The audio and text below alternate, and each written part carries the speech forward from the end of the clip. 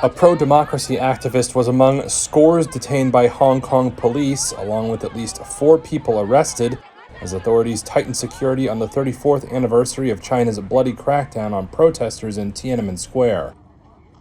Restrictions in Hong Kong have stifled what were once the biggest vigils and memorials, marking the 1989 student demonstrations, leaving cities outside Chinese control to keep alive the memory on the June 4th anniversary. Among those detained on Sunday were Alexandra Wong, a prominent democracy activist known as Grandma Wong. Another person detained was carrying the script of theatrical play May 35th.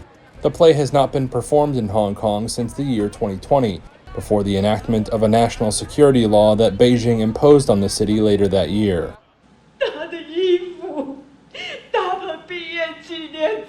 The play tells the story of a husband and wife dealing with the loss of their son who was killed when troops opened fire on democracy protesters in and around Tiananmen Square 34 years ago. This performance was staged in Taipei, Taiwan last week, a democratic self-governing island that Beijing claims is part of China. On Sunday, Taiwanese residents held a vigil of the sort now impossible in Hong Kong. One attendee there told Reuters the crackdown in Hong Kong hurt her.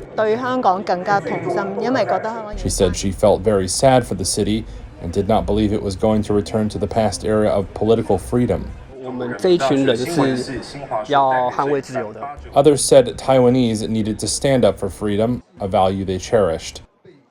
Beijing has staged military drills around the island and harshly criticized the American government's ties to Taiwan. In a sign of ongoing tensions in the region, a Chinese warship came within 150 yards of a U.S. destroyer in the Taiwan Strait, in what American officials described as an unsafe manner. It came as U.S. and Canadian navies were conducting a joint exercise in the strait, which separates the island of Taiwan from mainland China.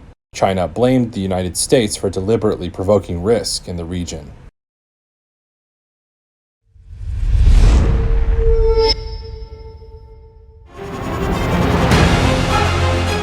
Email exchanges from inside the BBC, they talk about the risk of violating Indian laws. It's easier to rake up the freedom of speech debate, but does it give anyone a free pass to knowingly violate the law?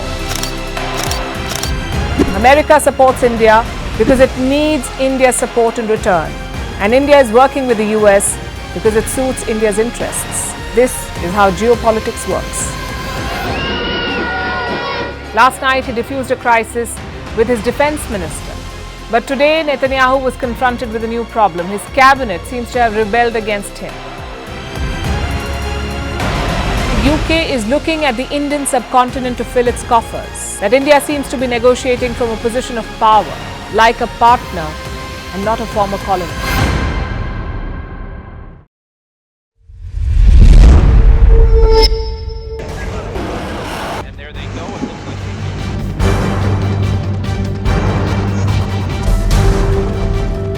The US and Russia are dangerously close to an armed conflict.